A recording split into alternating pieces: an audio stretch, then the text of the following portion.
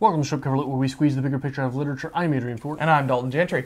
And we are here for part one of a 4-part series as we journey through Call of the Wild by Jack London. This is chapters 1 through 3. Is there any place you'd like to start, Dalton? Well, chapters: Into the Primitive, The Law of Club and Fang, and the Dominant Primordial Beast. Yes. We have read this before. We actually read this when we were undergrads in college with the late, great Patricia Donaher.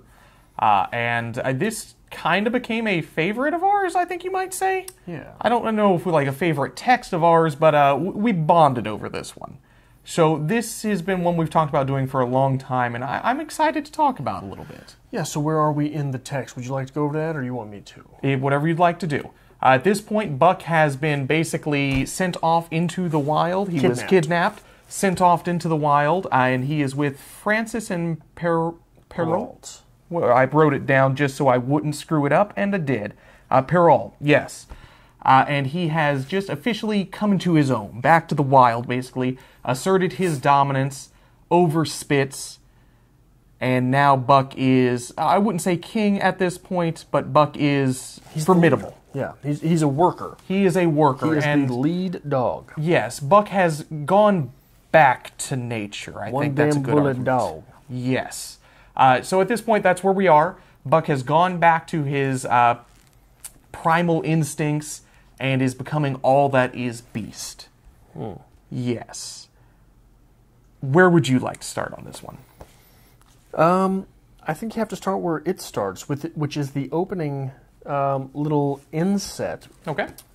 Would you like to read that? The first couple lines, what you're talking about here? Love to. This here? Yeah. Old longings, nomadic leap, chafing at custom's chain. Again from its brumal sleep, wakens the fair and strain. You got something on that for me? Do you know what that is? I don't, actually. That is from Atavism by John Myers O'Hara. Gonna say I've never heard of that. Yeah, it was hard to find. Okay. Old longings, nomadic leap, chafing at custom's chain. Again from his brumal sleep, wakens the ferine strain. Hillets of house no more, let us be out, be free. Fragrance through the window and door, wafts from the woods and the sea. After the torpor of will, morbid with inner strife, welcome the animal thrill, lending a zest to life. Banish the volumes revered, sever from centuries dead. Ceilings the lamp flicker cheered, barter for stars instead. Temple thy dreams with the trees, nature thy God alone. Worship the sun and the breeze, altars where none atone. Voices of solitude call, whisper of sedge and stream. Loosen the fetters that gall, back to the primal scheme. Feel the great throbbing terrene, pulse in thy body beat, conscious against the green verdure beneath the feet. Callous to pain as the rose, breathe with instinct's delight. Live the existence that goes, soulless, into the night. Okay. That is the entire poem. It is, as I say, titled Atavism. Do you know what atavism is? Define it for me. It is the reemergence of something thought to have been lost in evolution. Okay. Lost through evolution. Commonly in humans, this is tails. Okay. Or colorblindness. Interesting. Do you know what colorblindness is called? I don't. Daltonism. Colorblindness? Okay.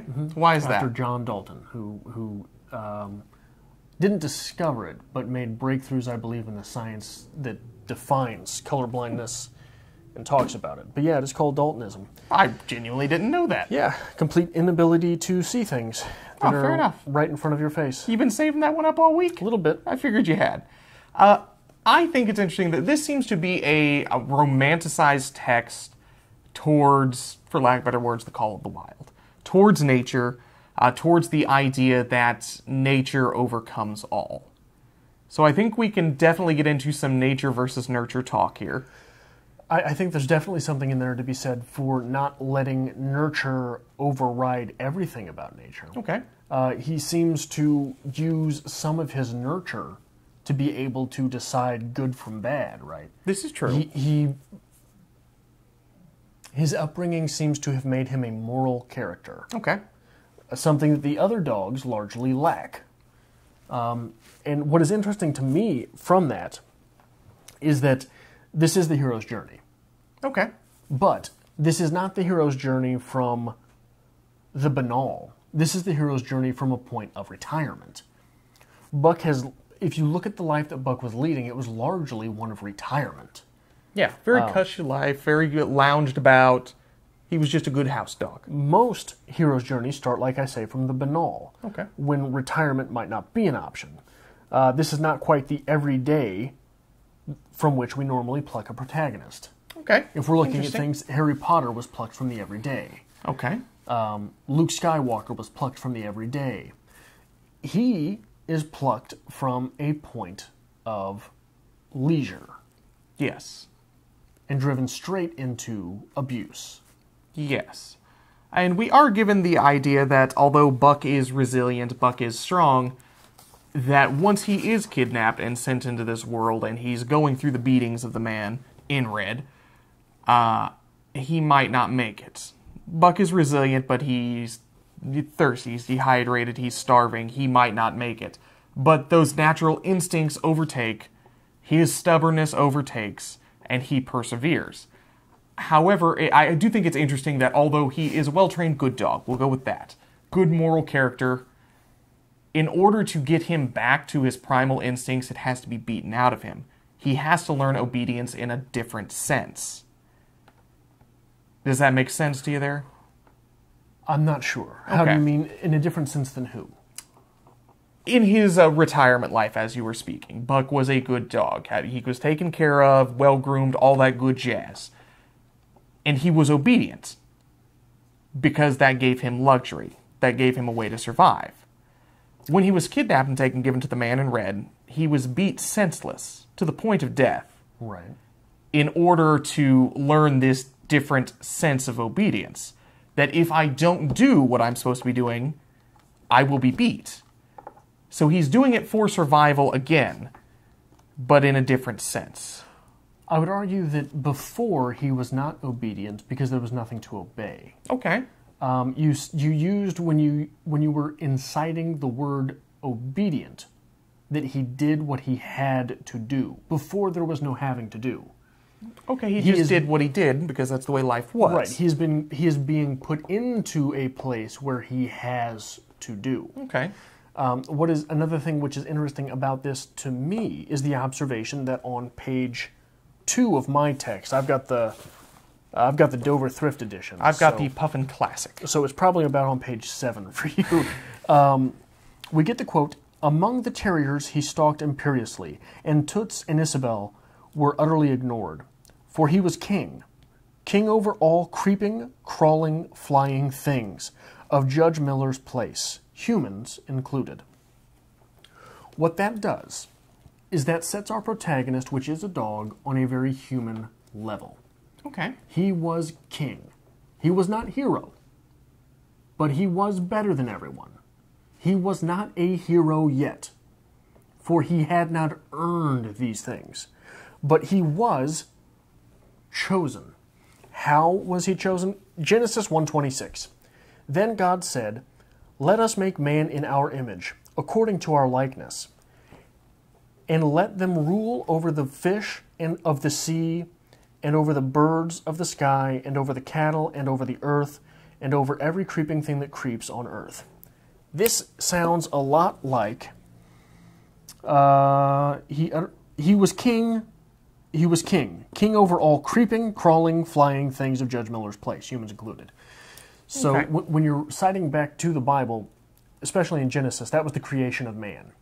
So here we are creating Buck as a human character which might assume hero properties, because otherwise he is just an animal. Okay. And animals are not heroes. Okay. Buck is, obviously, this is, like I said, the hero's journey. But Buck, although, I'm not going to say although, Buck is the hero whom you would like to root for because he is the underdog. No pun intended. He's come from a life of luxury. He's not familiar with the elements he's being thrown into. If you look at the breed, do you know what kind of breed of dog Buck is? Not particular. He's half St. Bernard, half Scotch Shepherd, I believe what it is. And he's thrown into a world of basically huskies, sled dogs. This is an element to which he is not inherently comfortable. I mean, St. Bernards, yes, good rescue dogs, but this is not his element. He is not a sled dog by nature. He's bigger than all these dogs. Absolutely. He's bigger. He needs to eat more. That's always mentioned that he's always hungry. He is struggling in order to be on the same level as these other dogs. So, like no pun intended, he is the underdog of this here. He is the hero that you want to root for in this. He's the one you want to pull through. I think so. Okay. I defy you. Name your favorite underdog tale through literature or life. Your favorite underdog tale through literature or life? Yes. I would have to think on it for a second here. Well, just one that you enjoy. An underdog tale. Rack my brain here. Harry Potter's an underdog, right? Yeah, let's go with that. We'll go with that. Did Harry Potter lead a life of luxury before the instances of the first novel? He did not. He did not. He was almost killed as a child. Yep. Or as a baby. And he was abused as a child. Okay. That does not lead to... That leads to underdog status. Okay. That leads to someone who is not supposed to succeed. Okay. Buck has everything necessary for success. You think so? At the beginning, sure. Well, at the beginning, absolutely. He's living that perfect life, but he gets thrown into a situation where he must adapt. Which does not necessarily lead to underdog status. He's still bigger than all these dogs. Okay. He still comes from a much better place before, doesn't he? Okay. So there's... if you've been eating good for a week and you have one bad day, that's different than when you got that bad month. Okay. That you had to get the truck fixed and you can't eat nothing but ramen noodles all month. Ramen noodles and iceberg lettuce with ranch dressing on it. So Buck is starting from a privileged position. Okay. I don't know how much underdog we can necessarily take from that. Well, it's taking a character from a privileged position and putting them and breaking them. Yes, and it's enjoyable to see that struggle. Buck must suffer to succeed. It's like taking Dalton and putting him out in the middle of the woods one day and just saying, "All right, go." I run into someone who's been doing this all his life. I am absolutely the underdog in this situation here. Yeah. I'm going to suffer out here.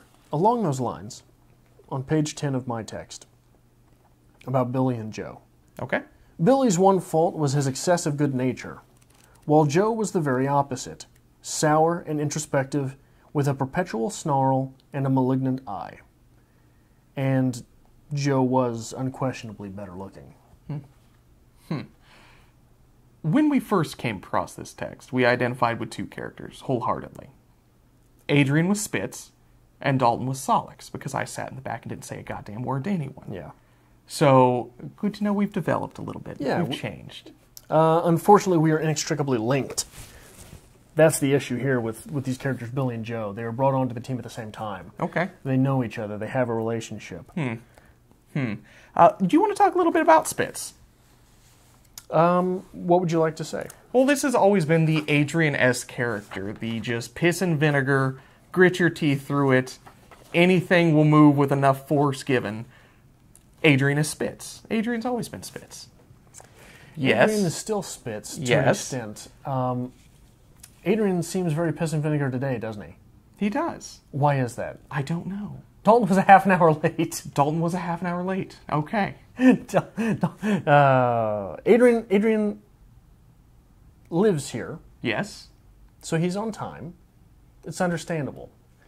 10 minutes late would be one thing. How late is Dalton? Half an hour? Every week. Yeah. Every week. I'm going to start nipping at your hind end. Okay. Solix. I do have a note on Solix. Yeah, absolutely. Solix means the angry one. We are given this. Yes. But in Swedish, lek means to play, and Sol means sun. To play in the sun doesn't sound very angry. But it could be... That does not sound angry in and of itself. But when you look at it, sun means fire as well. Okay. So it could be fire play, right? That could be a more direct translation of the term. Sounds a little more angry. I'm not sure. I just had to look into it because we are given that through the text, right? Okay. They come out and say, Solix means the angry one. According to animalbehaviouronline.com, which is a very obvious website name, a lek is an aggregation of males, each seeking to attract a mate, and each displaying fervently to do so.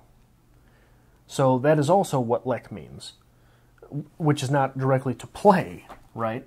Okay. These are different things. Different connotations put on something which might be the same. When you think about play, it is essentially competition. Fair. The second definition of lek that we get is a direct competition, which leads sometimes to death. So it could also be the one who plays with fire to kill. Okay. Right? Does sound a little angrier. It does. So it is interesting to me to look at these things, especially whenever an author gives you a definition, right? Okay. All of these animals have different names. Some of them are very outlandish, and the author doesn't give us what they mean. Does he? Okay, he doesn't. But when Solix is introduced, we're He told very it specifically means says means the angry angry one. Okay. Each character is very interesting in this, and it is interesting that these are all animals that we're talking about here, but it's not in an animal farm fashion. They're quite literally just dogs. Spitz and Buck, if we want to talk about characters who need to be broken, are both broken in their own sense through what we have so far here. Buck comes from a life of privilege, and he is broken and he is beaten into a life of obedience and is brought back to nature. Spitz is a character who was born of the wild, it would be argued, who is this piss and vinegar, gnashing teeth, who must be broken in order to work alongside this other dog. He's always been the alpha. He's always been the alpha, but he's always been very successful. He has been successful, but so this is where we're getting the argument that Buck is a moral character, right? A humanly moral character. Because in the world of the wild, Spitz would be very much appreciated. Very true. Right? Absolutely. If this is a pack of dogs and not just a big group of dogs, not a dog sled team. If this is a pack of dogs, you're not going hungry if Spitz is on your team. True. He's going to get more than you. Yes. But he's going to make that kill. Even if you want to look at a sled team stereotype, I mean, you want Spitz on your team. You want him to be your lead dog. Yeah. He is an alpha dog, but in order for him to be successful at this point, now that someone is challenging his authority, he has to be broken. He has to learn how to cooperate alongside Buck. Does he? I think so. See, I think that we're getting into the arguments of moralization again. Okay.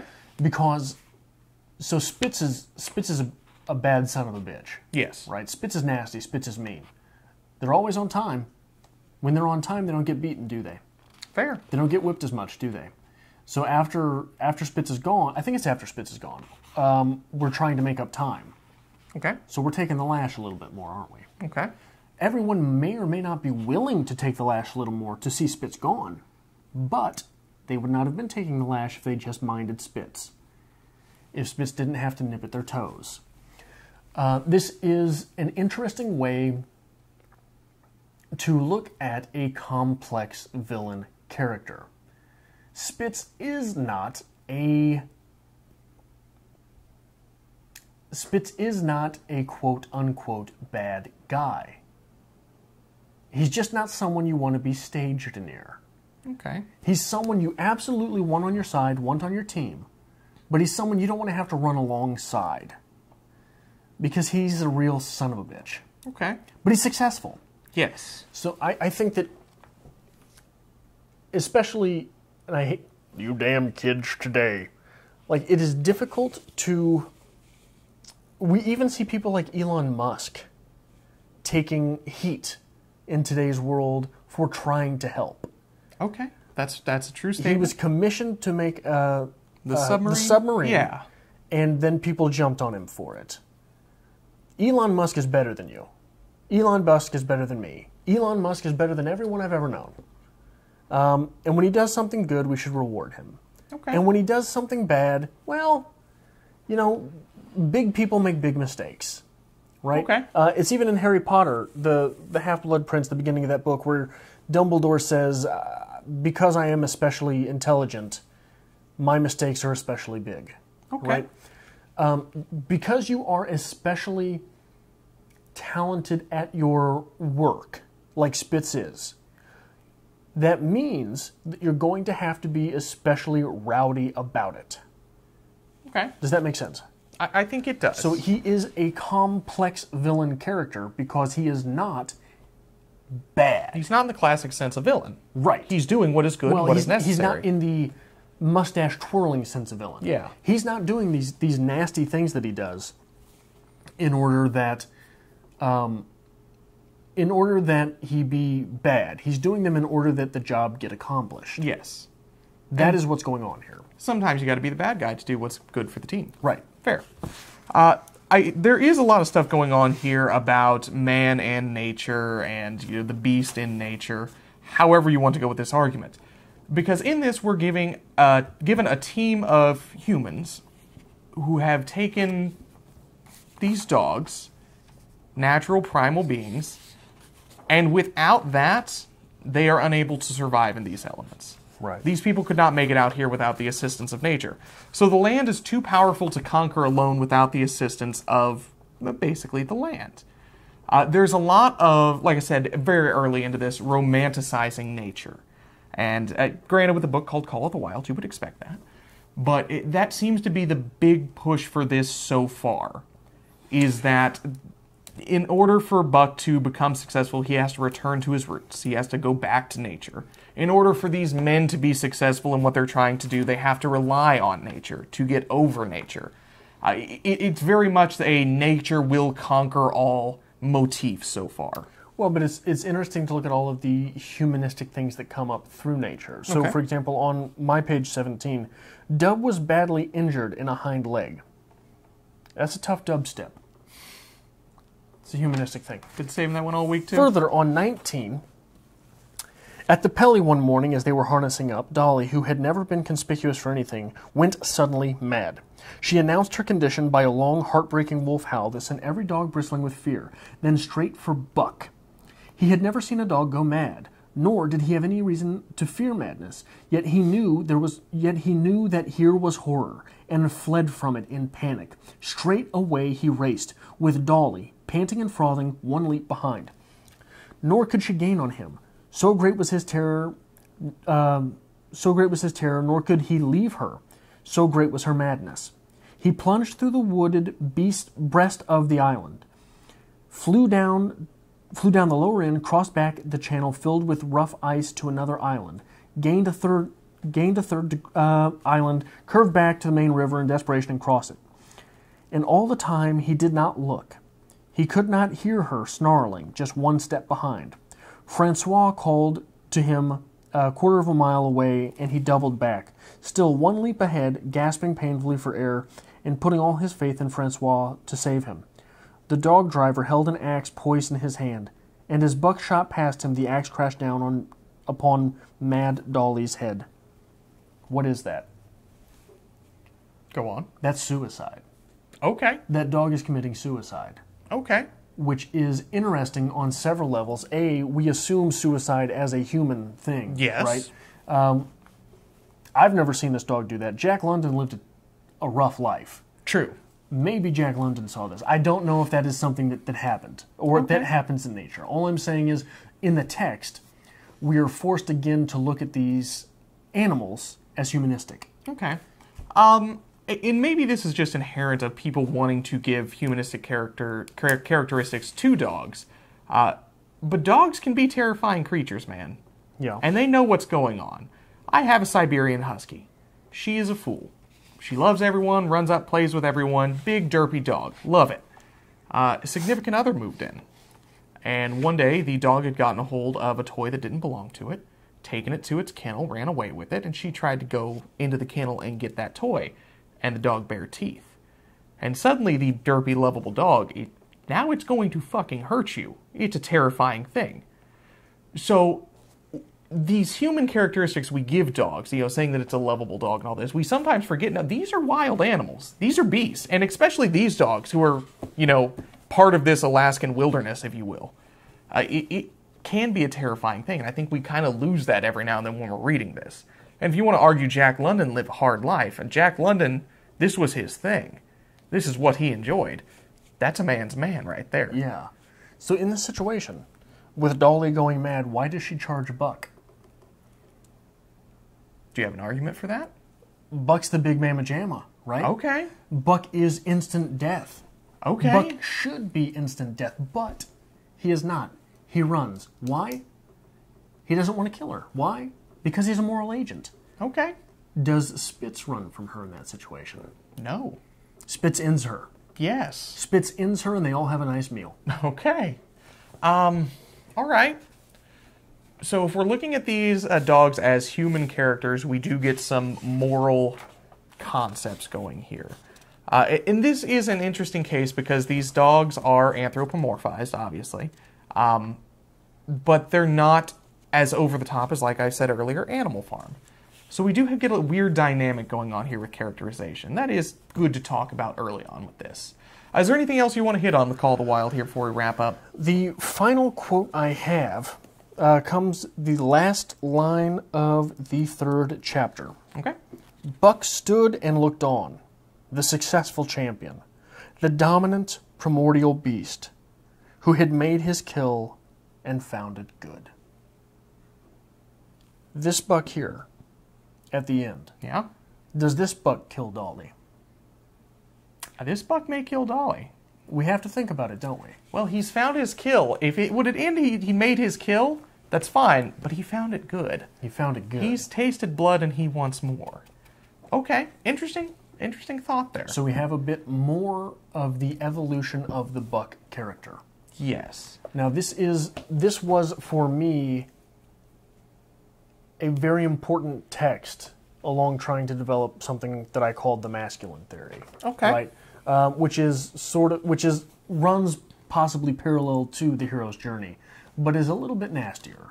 Okay. So maybe we'll get into that along the lines here. But okay. I thought that these were definitely some interesting things to look at as we journeyed through the first 3 chapters of Call of the Wild. We will be back next week with chapters 4 and 5, I believe. Mm-hmm. And then the final part of the read-along there. And then we will have a full-length review on the text, The Call of the Wild by Jack London. If this is the sort of thing that you like, we would appreciate if you hit the like button. It really helps us out. And if you have not already subscribed but made it this far through the video, maybe hit that subscribe button.